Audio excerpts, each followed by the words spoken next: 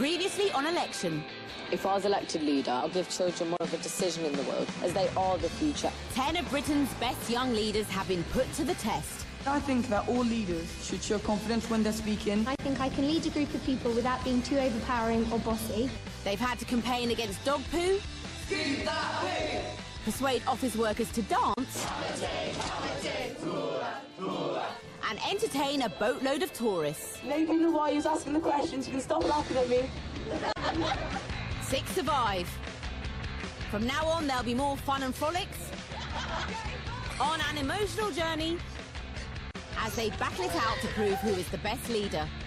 Children have minds, and adults have to stop taking control all of the time. The final 2 will face each other in Parliament for the chance to win a personal meeting with the Prime Minister. Series judge Jonathan Dimbleby is tough and says exactly what he thinks. I think you led rather badly. And each week, one of them will be sent home. Your campaign's over.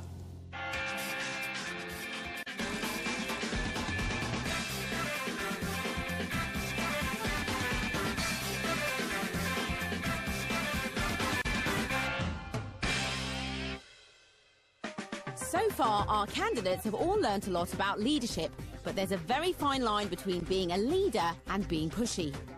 You're gonna. Are you sure you don't want to do it? Seriously, man, No. You've got to do the hula. I don't think they like it when you shove it on them. I'll show you the beat again because we're not really getting it. I think Hazel is very overpowering at times. Don't give up. Do not give up. Ask her about food. Now 6 candidates survive, and Jonathan Dimbleby will be looking for yet another leadership skill.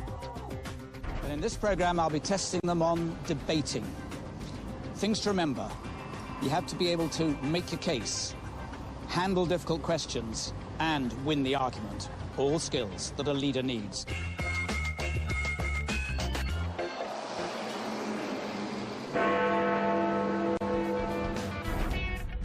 Journalists are always trying to make politicians look silly by asking them tricky questions. So we've created a test of skills to put our candidates on the spot.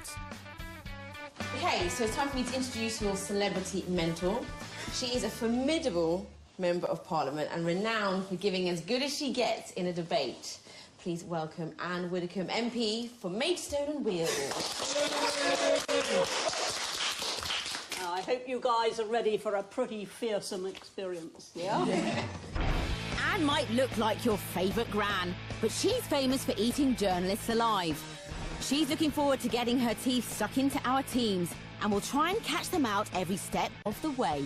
One thing you must not do is to say yes or no. Do you like spaghetti? It's okay. Good. Does your mum love you? Obviously. Well done. That's quite easy. But when it's really coming fast and you're getting het up and you're under pressure, you might suddenly say no. Mustn't do that. If you do, you lose a point. Okay? Journalists love finding out embarrassing things about leaders to make them squirm. So we've been digging and investigating, and we've talked to your mums and dads. And we've been told some wonderful stories about you. Oh, kill me now. So, And they'll be grilled mastermind style.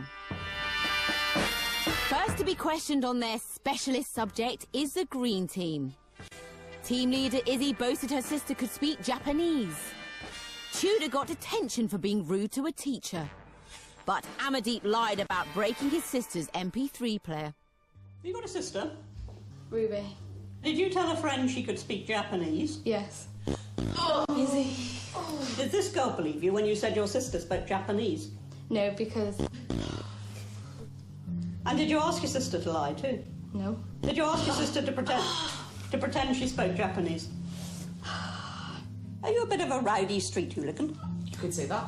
Do you think you're an example to younger kids of how you behave towards teachers? And maybe when I'm around smaller kids, I should set an example. But when I'm with my own friends, I don't think it's such a need. So you're a hypocrite? No, not at all.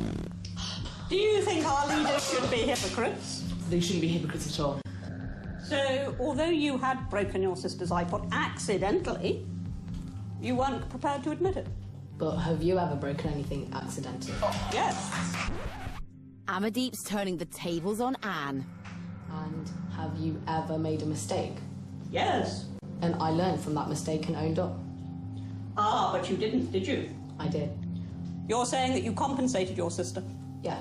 That your sister was happy? My sister was happy. So you accidentally broke something but were afraid to say so, which seems to me a bit odd. Then I learned from my mistake and owned up. It might have took a bit of pressure, but in the end, at least I owned up and was willing to pay half towards it, and did pay half. Your time is up. You stuck to your story extremely well. You turned the tables on me by doing a bit of rhetorical questioning. I thought that was a pretty good show. The Greens made 5 mistakes. Can the Purples do any better? Come on, Quincy. Quincy begged his parents to take him to Tunisia just so he could ride a camel. Hazel buys her teachers birthday cards. But team leader Jack forged his parents' signatures on his school planner. Would you say you're the sort of man who always knows what he wants? I would say that. Did you ever want to ride a camel? Didn't you beg your parents to take you to the Sahara so that you could ride a camel? I did, but my sister rode it instead. So you were a real scaredy socks, weren't you? You were scared. I wasn't. You shouted, no, no, no. I didn't. I was a man. So, Hazel, tell me, do you remember all your teachers' birthdays? I do. Do you know your friends think that you're just sucking up to the teachers? Well, I think that some of my friends could possibly think that, but I think it is a nice gesture. What do the teachers say when you send them cards? They say thank you. Do they say it in front of the class? They do. Do you get embarrassed or do you feel smug? I do not get embarrassed, and You do feel smug? I don't feel smug. Tell me, because I don't really understand these things, what's a school planner? A school planner is where you write down your homework and detentions. And who signs this planner? My parents. Your parents sign the planner. Have they always signed your planner? Sometimes. Have they always signed your planner? Okay, one time I did it for them. One time? Okay, maybe not one time. I admit I did it lots of times. So you lied and you cheated. Why? Well, I wouldn't class myself as a liar. So you didn't lie. So when you said Dad signed it and he hadn't signed it, wasn't that a lie? I was telling a white lie. It was a good lie for the better. The fact is, you lied because neither parent had signed the planner. What were you trying to hide? Because maybe I had a few things in there that I didn't want everyone to see. Your time is up. But oh, what a muddle. First of all, you didn't lie, then it was a lie, but it was a white lie. It was to the benefit. Whose benefit? Your benefit. Any leader who'd got himself into that sort of muddle would have had a big problem. Thank you, Jack. Thank you. Despite Jack's mess up, the Purple team didn't say a single yes or no and have won the test of skills. Yeah, man. When you're under difficult questioning, you've really got to decide what you're going to do. The obvious thing, of course, is to tell the truth. Sometimes people think they've got to spin their way out of absolutely every last thing, but you start spinning, and unless you're very clever, you will go into a flat spin. But you really did fantastically well. So, good. Well done.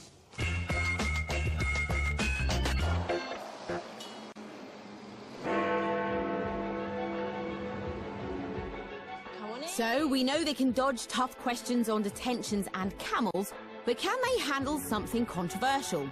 A controversial issue makes adults take sides and gets their knickers in a twist. So we've got a lovely man here. This is Simon Morris. He's come in to tell us about this baby. What's the matter? Well, It's I can't hear it when you get old. Their ears are hurting because they've been forced to listen to the high-pitched squeal of the controversial Mosquito.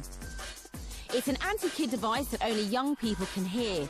Some shopkeepers use it to drive troublemaking teenagers away.